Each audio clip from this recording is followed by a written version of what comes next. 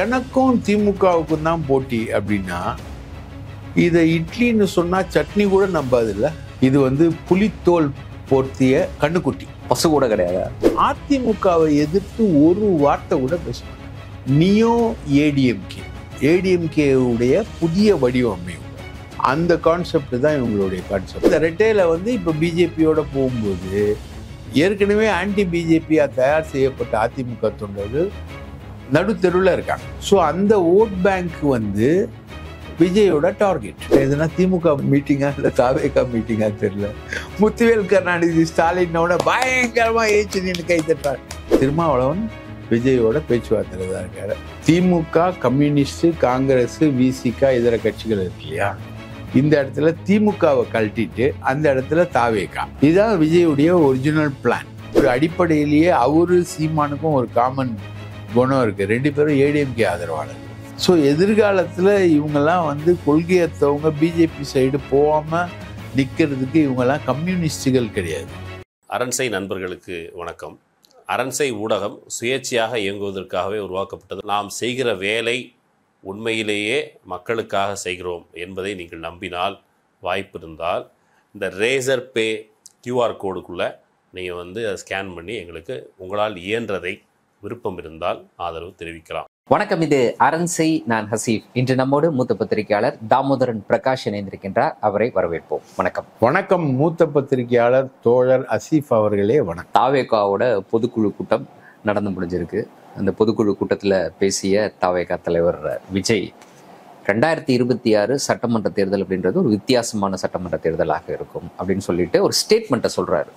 அந்த சட்டமன்ற தேர்தலில் தாவேகாவுக்கும் திமுகவுக்கும் இடையில தான் போட்டி அப்படின்றத ஒரு ஸ்டேட்மெண்ட்டாக விடுறாரு.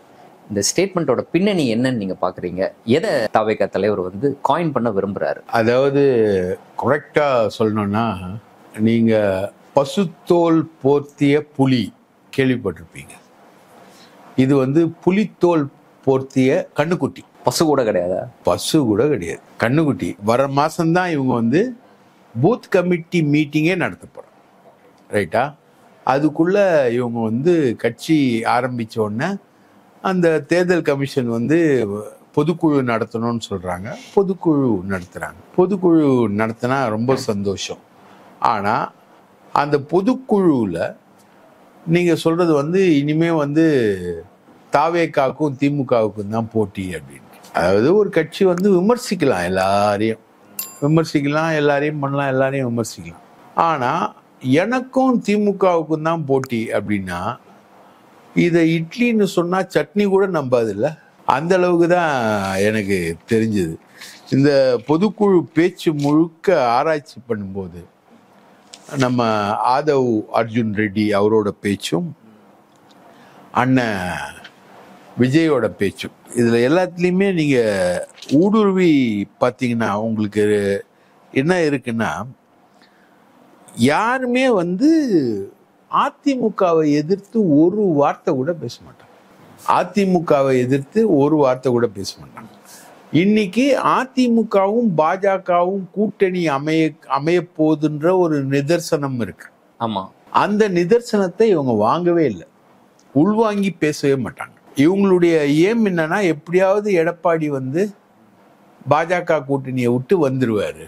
அவரு வர்றது மட்டும் இல்ல, அவர் தாவேகால முதலமைச்சர் வேட்பாளரா அண்ணன் விஜய் ஏத்துப்பாரு. விஜய் இந்த விஷயத்துக்கு ஒரு பதில் சொல்லியிருக்கிறாருன்னு கூட நான் குறிப்பிட விரும்புகிறேன்.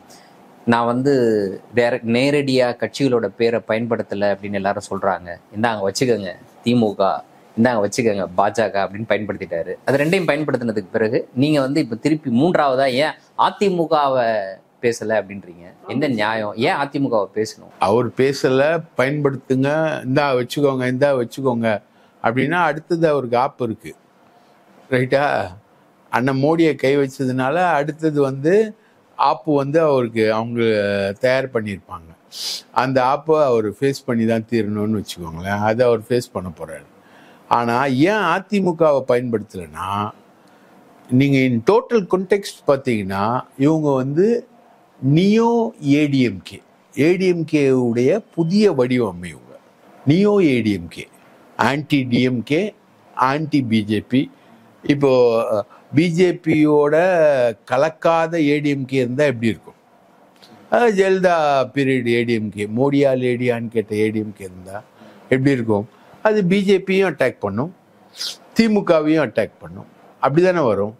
அந்த கான்செப்ட் தான் இவங்களுடைய கான்செப்ட். இவங்க வந்து ஏடிஎம்கேவை டோட்டலாக அட்டாக் பண்ணாததுக்கு ஒரு ரீசன் என்னன்றதை நீங்கள் அனலைஸ் பண்ணி பார்த்தீங்கன்னா, அதிமுக வாக்குகள் தான் வந்து இன்னைக்கு கபலீகரம் பண்ணக்கூடிய வாக்குகளாக இருக்குது. அதிமுக தொண்டர்களோட வாக்குகள் தான் கபலீகரம் செய்யப்பட வேண்டிய வாக்குகளாக இருக்குது.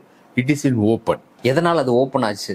அதிமுக வாக்குகளை எத்தனை பேர் தான் கபலீகரம் பண்ணுவீங்க? ஒரு தடவை பாஜக, இன்னொரு புறம் தாவேகா, எப்படி சாத்தியம்ன்றீங்க? அதாவது பாஜக கபலீகரம் பண்ணக்கூடியது வந்து அதிமுக வாக்குகள் வந்து அந்த காலத்துலேருந்து நான் ஒரு ஹிஸ்ட்ரி சொல்கிறேன். அதிமுக வாக்குகளோட ஹிஸ்ட்ரி பார்த்தீங்கன்னா, அந்த காலத்தில் வந்து நக்சல் தோழர்களை பாலன், அப்பு, தமிழரசன் இந்த மாதிரி ஆட்கள் எல்லாம் வந்து பெரிய அளவுக்கு கபலீகரம் பண்ணியிருப்பாங்க, சுட்டு கொண்டு இருப்பாங்க. இன்னைக்கு யூஏபிஏ மாதிரி அந்த காலத்தில் யூஸ் பண்ணியிருப்பாங்க. யூஸ் பண்ணது MGR under the advice of Maniyan, Cho மாதிரி இருக்கக்கூடிய ரைட் விங் ஆர்எஸ்எஸ் காரங்களுடைய அட்வைஸ் பிரகாரம் கபலீகரம் பண்ணியிருப்பாங்க. அதுக்கப்புறம் பார்த்தீங்கன்னா ஜெயலலிதா வந்து கரசேவைக்கு ஆதரவு, ஆடுகோழி பலியிட தடை, அதுக்கப்புறம் கட்டாய மதமாற்ற தடுப்பு சட்டம் மாதிரி நிறைய பிஜேபி அஜெண்டாஸ் பண்ணியிருப்பாங்க. அதுக்கு காரணமும் ஷோ மாதிரி இருக்கக்கூடிய ஆர்எஸ்எஸ் ஆட்களுடைய அட்வைஸ். அப்புறம் எடப்பாடி பீரியட் வரும்போது மோடி எங்கள் டேடின்ட்டாங்க, ரைட்டா? ஒவ்வொரு தேர்தல்லையும் பாஜக சந்திக்கிறதுக்கு ஃப்ளைட்டில் போய் பணம் கொடுத்துட்டு வந்தாங்க இவங்க. கரப்ஷன் வந்து அவங்களால லெஜிட்டமைஸ் ஆச்சு, ரைட்டா? இதுதான் பிஜேபி வந்து யூஸ் பண்ண தந்திரங்கள், இந்த விஷயங்கள். இப்போ இன்னைக்கு பிஜேபி என்ன பண்ணுது? இந்த ரெண்டாங்கட்ட ஊழல் செஞ்ச ரெண்டாங்கட்ட தலைவர்கள் எல்லா ஆடுகளையும் ஒரு மந்தையில் சேர்த்து நிற்க வச்சு எடப்பாடிக்கு எதிராக பிரச்சனை பண்ணி இப்போ எடப்பாடி வந்து அங்கே காம்ப்ரமைஸ் ஆகிட்டார். இது வந்து பிஜேபியுடைய ட்ராவல் வித் ஏடிஎம்கேவை ஸ்பிளிட் பண்ணி ஒரு வழி பண்ணி இது பண்ணிட்டாங்க. இப்போது கடந்த 2 வருஷமா இல்லை, எப்பவுமே ஒரு விஷயம் வந்து அஇஅதிமுக தொண்டர்களுக்கு இருக்கக்கூடிய ஒரு விஷயம் என்னன்னா, அவங்க வந்து தேசிய சக்திகளை வந்து அவங்க விரும்பவே மாட்டாங்க. அதில் குறிப்பாக வந்து நீங்கள் பார்த்தீங்கன்னா பிஜேபிக்கு எதிராக கடந்த 2 வருஷமா அதிமுக வந்து தொண்டர்களை பயங்கரமாக டியூன் பண்ணி வச்சுருந்தாங்க. ஒரு பக்கம் திமுக வந்து பாஜகவை மிக கடுமையாக எதிர்க்கிற டைம்ல அதிமுகவும் பாஜகவுக்கு எதிராக நிறைய விஷயங்களை பேசிக்கிட்டு இருக்கு. அது எஸ்டிபிஐ மாநாட்டில் 2026 மட்டும் இல்லை 29 கூட்டணி இல்லைன்னு அனௌன்ஸ் பண்ணது. அதுக்கப்புறம் ஜெயக்குமார் வந்து நான் தோத்து போயிட்டேன், என் தோல்விக்கு காரணம் பாஜகன்னது, கேபி முனுசாமியோட ஸ்டேட்மெண்ட்டு, செல்லூர் ராஜுவோட ஸ்டேட்மெண்ட்டு, இது மாதிரி நிறைய பேர், திண்டுக்கல் சீனிவாசனுடைய ஸ்டேட்மெண்ட்டு, இது மாதிரி நிறைய பார்த்துக்கிட்டே இருக்கலாம். ஃபுல்லாக ஆன்டி பிஜேபியாக தொண்டர்கள் தயார் பண்ணப்பட்டிருக்காங்க. இப்போது இவங்க ப்ரோ பிஜேபி தலைவர்கள் போனதுனால அந்த தொண்டர்கள் வந்து அப்படியே நிற்கிறாங்க ஸ்ட்ரெயின்ட். அவங்களுக்கு தேவை அதிமுக ரெட்டையில. ஆனால் அந்த ரெட்டையில வந்து இப்போ பிஜேபியோட போகும்போது ஏற்கனவே ஆன்டி பிஜேபியாக தயார் செய்யப்பட்ட அதிமுக தொண்டர்கள் நடுத்தெருவில் இருக்காங்க. ஸோ அந்த ஓட் பேங்க் வந்து விஜயோட டார்கெட். அதுக்காக தான் இவர் வந்து அதிமுக பாணியிலேயே பிஜேபியும் எதிர்க்கிறாரு, திமுகவை மன்னராட்சின்னு எதிர்க்கிறார். அதிமுக தொண்டர்களுக்கு உண்மையான அதிமுக தலைவன் என்ன செய்வானோ அதை நான் செய்யறேன், வாங்க என்கிட்ட அப்படின்னு கூப்பிடுறாரா? எம்ஜிஆராக மாறிட்டார். இன்னொரு எம்ஜிஆர். அதுதான் ஆதவ அர்ஜுனா சொல்றாரு. எம்ஜிஆர் எப்படி கஷ்டப்பட்டாரு அதே மாதிரிதான் விஜய் கஷ்டப்படுறாருன்னு. மன்னராட்சிக்கு பதில் இன்னொரு நீங்கெல்லாம் மன்னர் ஆகுங்கன்றாரு. மன்னராட்சிக்கு பதில் இன்னொரு மன்னராட்சியா? இது அவரோட கணக்கு. இது நடக்குமா? சாத்தியமாகுமா சார்? களத்துல இது நடக்கிறதுக்கு சாத்தியம் இருக்குன்னா கண்டிப்பா சாத்தியம் கிடையாது. எப்படின்னா இந்த கட்சியில ஃபார்மேஷன்லயே நிறைய பிரச்சனைகள் இருக்கு சார். இப்போ நீங்க பாத்தீங்கன்னா ஜான் ஆரோக்கியம்னு இவருடைய அட்வைசர், அவர் வந்து நாம் தமிழரோட ரொம்ப க்ளோஸா இருக்காரு. ரொம்ப க்ளோஸா இருக்காரு. புசி ஆனந்த் வந்து எப்படியாவது பாண்டிச்சேரிக்கு முதலமைச்சர் ஆகணும்ன்றது அவருடைய எய்ம். இன்னைக்கு பொதுக்குழுவிலேயே ஒரு போஸ்டர் வந்தது, புசி ஆனந்த் வருங்கால முதலமைச்சர் புசி ஆனந்த் வாழ்கன்னு போஸ்டர். ஈசிஆர் சரவணன் ஒருத்தர் வந்து அந்த போஸ்டர் அச்சடிச்சிருந்தார். விஜய் கண்ணில் பட்டுச்சு அதெல்லாம். அது பட்டு அப்புறம் புசி ஆனந்த் விளக்கெல்லாம் சொல்றாரு, யாரோ விஷமிகள் அடிச்சுட்டாங்க. எப்பூரா விஷமிகள் கரெக்டா ஈசிஆர் சரவணன் அவன் பேரை போட்டு, அவன் தான் புறநகர் மாவட்ட செயலாளர், அவனை வச்சு எப்படி அடிப்பாங்க? ரைட்டா? அதுக்கான வாய்ப்பு இல்லை. அது இல்லாமல் இப்போ விழுப்புரத்தில் வந்து இப்போ தூத்துக்குடியில் ஒரு ஆள் வந்து பிசிஆர் ஆக்டில் மாட்டுறான், ஒரு மாவட்ட நிர்வாகி பிசிஆர் ஆக்டில் மாட்டுறான். அதே மாதிரி விழுப்புரத்தில் வந்து பதவிக்கு வந்து 15 லட்சம் ரூபாய் வாங்குறாங்க அப்படின்றது. கட்சியில் பதவி போடுறதே காசு தான், ஃபுல்லாக காசு.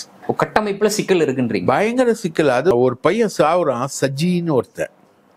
அந்த பையன் வந்து ஒரு அவன் எதோ தப்பு பண்ணுறான், அதில் ஒரு மருந்து சாப்பிட்டு அவன் சாவுறான். அந்த சஜி தான் வந்து புசி ஆனந்தோட பினாமி. டோட்டலாக எல்லாருக்கிட்டையும் காசும் ஒரு எம்எல்ஏ சீட்டுக்கு 2.5 கோடி ரூபாய், 50 லட்சம் ரூபாய் வந்து நீ வந்து புசிக்கு கொடுத்துடணும், 2 கோடி ரூபாய் கட்சி கொடுக்கணும். இப்படி ஒரு கலெக்ஷனு பெரிய அளவுக்கு நடந்து ஒரு 17 எம்எல்ஏ சீட்டுக்கான ஆட்களை இவங்க தேர்ந்தெடுத்திருக்காங்க. இப்படி டோட்டல் இன்ஃப்ராஸ்ட்ரக்சரே கரப்ட், டோட்டல் கரப்டில் இருக்கு தாவேகா. இந்த கட்சி எப்படி தேறி அதுக்கான விஷயங்களோட வரும் அப்படின்றது தான் ஒன்று. பூத் கமிட்டியே இது வரைக்கும் போடப்படல. பூத் கமிட்டியே அடுத்த மாதம் தான் போடப்பட போகுது. அதுக்கு முன்னாடி பொதுக்குழு மாநாடு, நான் திமுகவுக்கு சமம், நான் வந்து முத்துவேல் கருணாநிதி ஸ்டாலின் அப்படின்னு பேரை சொல்றது, மிஸ்டர் மோடி உங்களுக்கு தமிழ்னா என்ன ஜி, உங்களுக்கு தமிழ்னா அலர்ஜியா டைலாகு, இதெல்லாம் பேசி ஒரு கிமிக் தான் பண்ண முடியுமே தவிர இந்த கட்சிக்குள்ள ஊடுருவி பார்த்தா 300% கரப்ஷன் தான் இருக்கு. இதுல வெங்கட்ராமன் வந்து ஆர்எஸ்எஸ்காரர், அவர் தான் பொருளாளர், விஜயோடைய கணக்கு வழக்கெல்லாம் பார்க்குறாரு.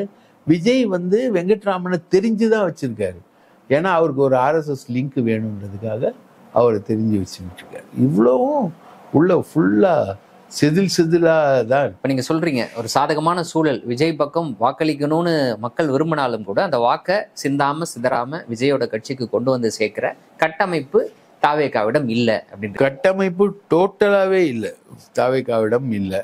அந்த கட்டமைப்பு சிந்தாம சிதறாமலாம் வருமானு தெரியல. இதுக்கே இவ்வளோ காசு புறையோடி போய் புகார்கள் வெளிப்படுற நிலைமையில இந்த கட்சி இருக்குதுன்னு வச்சுக்கோங்களேன்.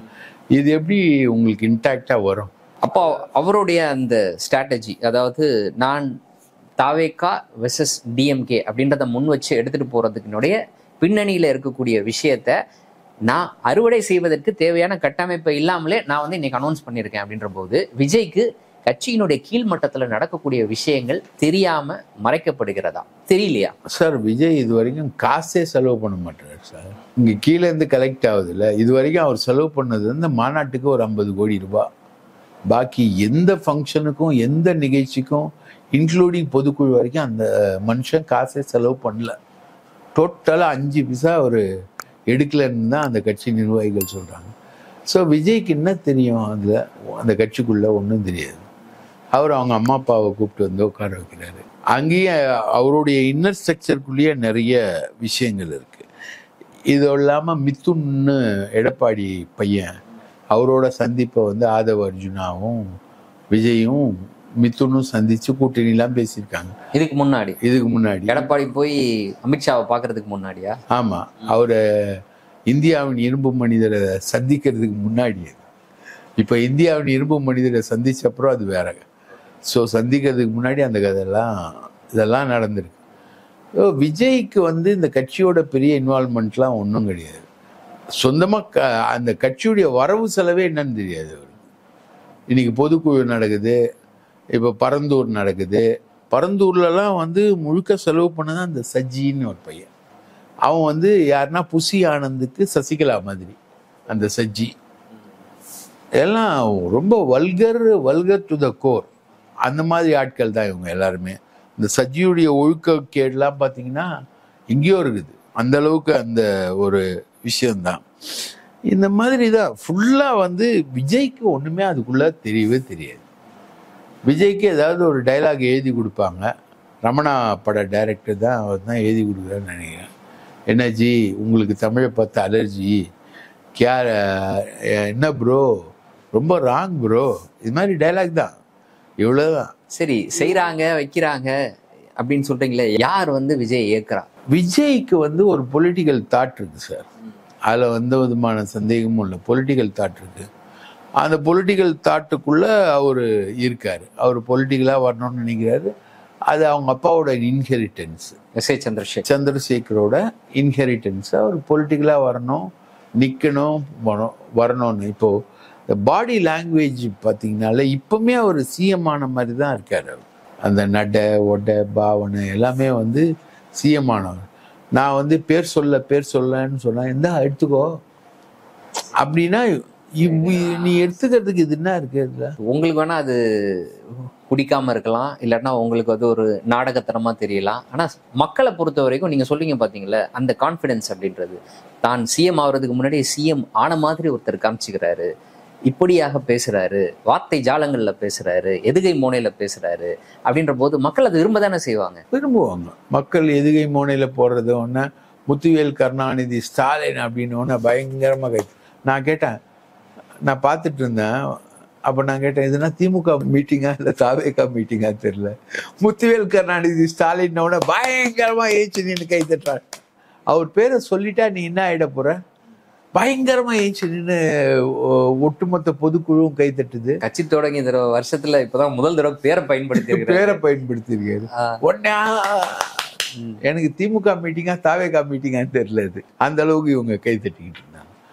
ஸோ இது பொதுமக்கள் ரசிக்கலாம், போலாம் வரலாம். இப்போ கொஸ்டின் என்னன்னா, திமுக வர்சஸ் தாவேகா, ரைட்? அப்போ ஏடிஎம்கேவோட ரோல் என்ன? பிரதான எதிர்கட்சியுடைய ரோல் என்ன? ஏடிஎம்கே ரோலை கூட நம்ம அப்புறம் வச்சுக்கலாம். பாஜகவோட ரோல் என்ன? பாஜக இதை எப்படி பார்க்கும்? இதை அனுமதிக்குமா? இது எப்படி அனுமதிக்கும்? அதான் நான் உங்ககிட்ட கேட்கிறேன். 2 ரெய்டு வந்தா போதும், 2 ரெய்டு வந்தா போதும்.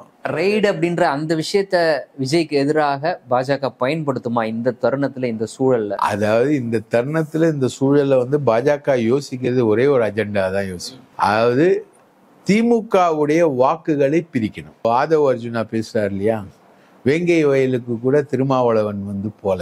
கூட்டணி கட்சின்னா இந்த அளவுக்கா இருக்கிறது, ஆட்சியிலையும் பங்கு இல்லை, அதிகாரத்திலையும் பங்கு இல்லை. உதயசூரியன் சின்னத்துல 5 பேர் போட்டி போட்டு வர்றதுதான் திருமாவுடைய கட்சிக்கு ஏற்பட்ட விளைவா அப்படின்ற ஒரு கேள்வியை டெக்னிக்கலா கேட்கிறாரு. அப்போ இப்போ திருமாவும் விஜயோட பேசுறாரு, பேச்சுவார்த்தையில தான் இருக்காரு. திருமாவளவன் விஜயோட பேச்சுவார்த்தையில தான் இருக்காரு. ஆனால் அவர் கூட்டணியை, அதிமுக கூட்டணியை விட்டு போவார்னு நான் சொல்ல. ஆனால் ஃப்ரெண்ட்ஷிப்பில் 2 பேரும் பேசிக்கிட்டு தான் இருக்காங்க.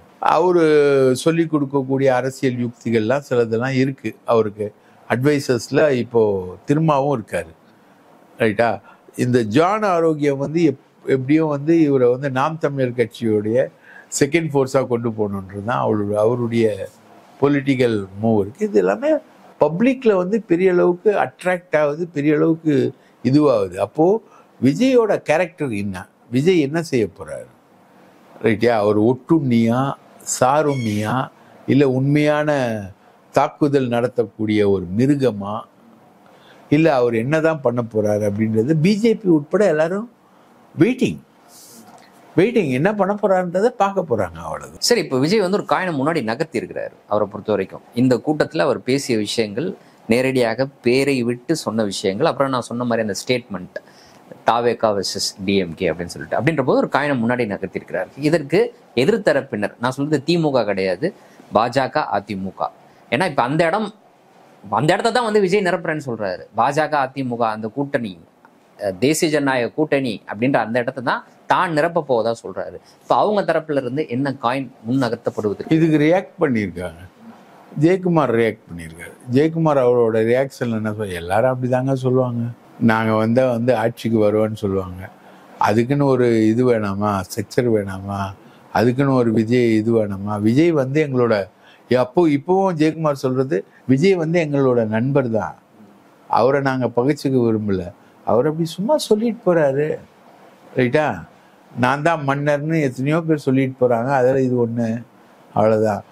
அது தமிழகத்தோட பிரதான எதிர்கட்சி அதிமுக.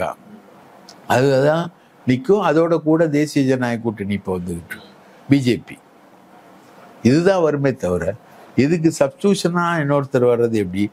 இதுவே 2வது இடத்துக்கு தான் வரும்ன்ற சூழ்நிலை வருது. அந்த 2வது இடத்துக்கே நான் வருவேன் அப்படின்னு ஒருத்தர் வந்தாங்க. இப்போ போட்டி எல்லாமே 2வது இடத்துக்கு தான். போட்டி எல்லாமே 2வது இடம், 3வது இடம், 4வது இடத்துக்கு தான் போட்டி வருது.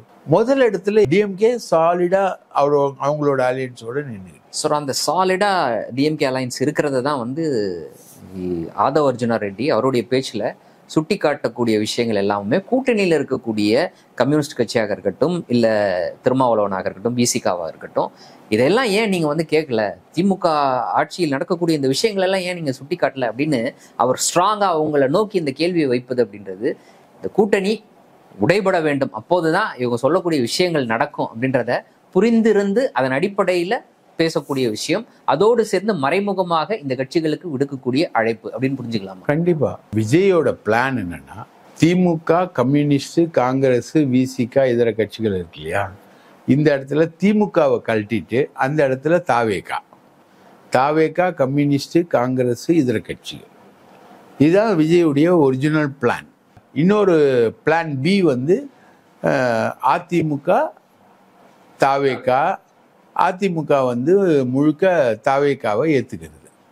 இது வந்து பிளான் பி, இது வந்து பிளான் ஏ. இந்த 2 பிளான் தான் அவங்களுக்கு இருக்கு. ஸோ கூட்டணி கட்சிகள் வந்து இங்கே வரணும் அப்படின்றது வந்து அழைப்பு. இன்னும் இவங்க சொல்லக்கூடிய பிரச்சனையில முக்கியமான பிரச்சனை எதுனா, திமுக ஆட்சியுடைய மைனஸ்ன்னு சுட்டி காட்டுறதுல முக்கியமான பிரச்சனை சட்டம் ஒழுங்கு.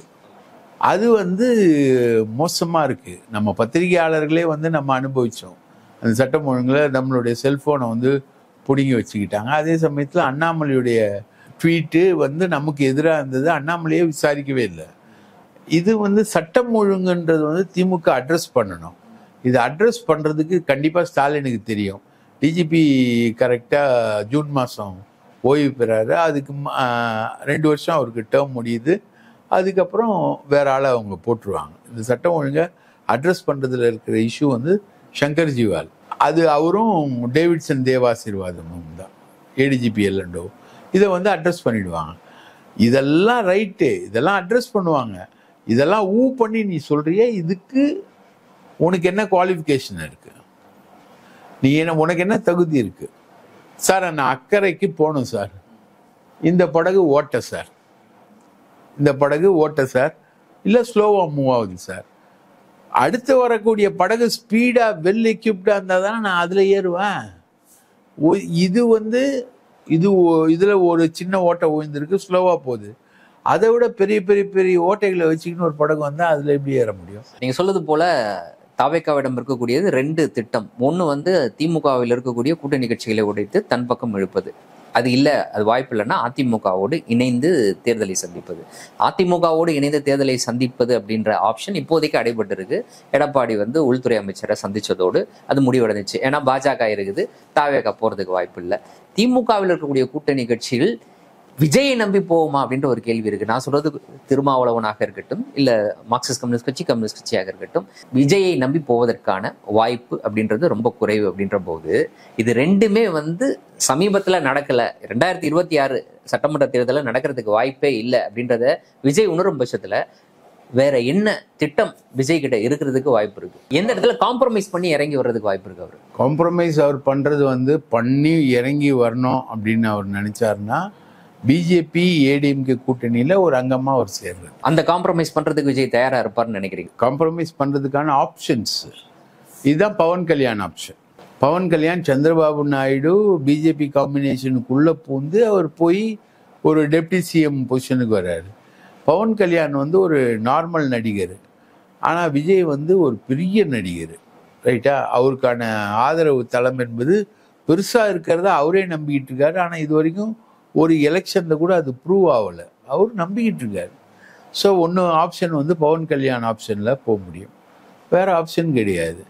ஸோ அவர் வந்து பிஜேபி ஏடிஎம்கே காம்பினேஷனில் காம்ப்ரமைஸ் பண்ணி திமுக ஆட்சியை வீழ்த்தியே தீரணும். இப்போது நம்ம சுமன் ஸ்ரீராமன் மாதிரி ஆட்கள்லாம் சொல்கிறாங்க இல்லையா ஊடக விவாதங்களில், விஜய் வந்து அந்த காலை எடுக்கணும், விஜய் வந்து போய் சேரணும், திமுக ஆட்சியை அகற்றணும். இதுக்கான வாய்ப்பு இதுதான். இப்போது இதில் அடுத்த ப்ரெஷர் எங்கே வரும்னா, விஜயை கூப்பிட்டு எப்பா நீ வந்து ஒழுங்காக எங்கள் இந்த கூட்டணியில் சேர்ந்துரு, இல்லைன்னா நீ காலின்னு பாஜக மிரட்டுறதுக்கான வாய்ப்புகள் அதிகம். அந்த ப்ரெஷர் வரும்போது விஜய் எப்படி இருக்க போகிறாரு? இன்னைக்கு என்ன கூப்பிட்டீங்களே மிஸ்டர் நரேந்திர மோடி, உங்களுக்கு தமிழ் ஏன்ஜி உங்களுக்கு தமிழ்னா அலர்ஜியான்னு அப்போ கேட்பாரா அவரு? அப்போ கேட்கணும். கட்சி தொடங்கி முதல் தேர்தலை சந்திக்கக்கூடிய ஒரு கட்சி முதல் தேர்தலே தன்னுடைய கொள்கையை மறந்து இப்படிப்பட்ட ஒரு கூட்டணிக்கு செல்றதுக்கு வாய்ப்பு இருக்கா? சென்றால் அந்த கட்சியோட எதிர்காலம் என்ன? அவர் தானேங்க பாசிசம்னா நீங்கள் பாயாசம்னாரு. பாசிசம்னா அவங்க பாசிசம்னா நீங்கள் பாயாசம்னு சொன்னார். ஆன்டி பிஜேபி ரெட்டாரிக்கை இன்னைக்கு வரைக்கும் விடாமல் இருந்தார். இப்போ தான் முதல் முறையாக ஆன்டி பிஜேபி ஸ்டாண்ட் எடுக்கிறாரு. அவர் அரசியலுக்கு வந்ததுக்கு காரணமே அவர் மேலே நடந்த ஒரு இன்கம் டேக்ஸ் ரெய்டு. கடலூர்லேருந்து சென்னை வரைக்கும் உட்கார வச்சு கூட்டிகிட்டு வந்தாங்க வேனில் அப்படின்றது தான் அவருக்கு இருந்தது. தலைவா படத்துக்காக ஜெயலலிதா கிட்ட போய் நின்னது, அந்த விஷயங்கள்லாம் அடிப்படையில் ஜெயலலிதாவுக்கு வெற்றிக்கு அணில் போல் உதவினேன்னு அவரை ஏற்கனவே அனௌன்ஸ் பண்ணதுனால அவர் அடிப்படையிலேயே அவரு சீமானுக்கும் ஒரு காமன் குணம் இருக்குது. ரெண்டு பேரும் ஏடிஎம்கே ஆதரவாளர்கள். சீமான் வந்து இலை மலர்ந்தால் ஈழ மலரும்னாரு. தைப்பூசத்துக்கு வந்து எடப்பாடி தான் விடுமுறை கொடுத்தாருன்னு சொல்கிறார் இல்லையா? இந்த ரெண்டு விஷயமும் இவர் வந்து 2021 தேர்தலில் வந்து நாங்கள் தான் உழைச்சோம் ஏடிஎம்கே வெற்றிக்குன்னு இவர் ஏற்கனவே ஸ்டேட்மெண்ட் கொடுத்து, இது எல்லாமே அடிப்படையில் இவங்க ஏடிஎம்கே. ஸோ இவங்களோட ட்ராவலு அடுத்த கட்டமாக இவங்க பொலிட்டிக்கலாக பண்ணக்கூடிய ரியாக்ஷன்ஸ் தான் இவங்களோட ஃபியூச்சரை தீர்மானிக்கும். ஸோ அப்படிப்பட்ட ஒரு முடிவுலேருந்து இறங்கி வந்து அவருடைய அந்த கொள்கை முடிவுலேருந்து இறங்கி வந்து கொள்கை எதிரி இருக்கக்கூடிய ஒரு கூட்டணியோடு தாவேகா கூட்டணி வைக்கும் பட்சத்தில் அதனுடைய எதிர்காலம் அதோட அவ்வளோதான் அப்படின்னு புரிஞ்சுக்கலாமா? ஆமாம், அவருக்கு வந்து மேக்சிமம் கமலஹாசன் தான் சார். கமலஹாசன் என்ன பண்ணார்? ஆன்டி டிஎம்கேவா டிவி எல்லாம் உடைச்சார். கலைஞர் டிவி உடைச்சார். ஆன்டி டிஎம்கேவா நின்று போய் வரும்போது ஒரு 6% ஓட்டு வாங்கினார். இவர் மிஞ்சி போனால் ஒரு 10% ஓட்டு வாங்குவார். அந்த 10% ஓட்டோட இவர் சுருக்கிக்க வேண்டியதுதான். அதை தாண்டி இவருக்கு அரசியல் எதிர்காலம்லாம் பெரிய அளவுக்கு இருக்கிறதுக்கான வாய்ப்பு இல்லை. அந்த ஓட்டிங் பர்சன்டேஜ் 10% கூட வராதுன்றாங்க, 4% 3% தான் வரும்ன்றாங்க.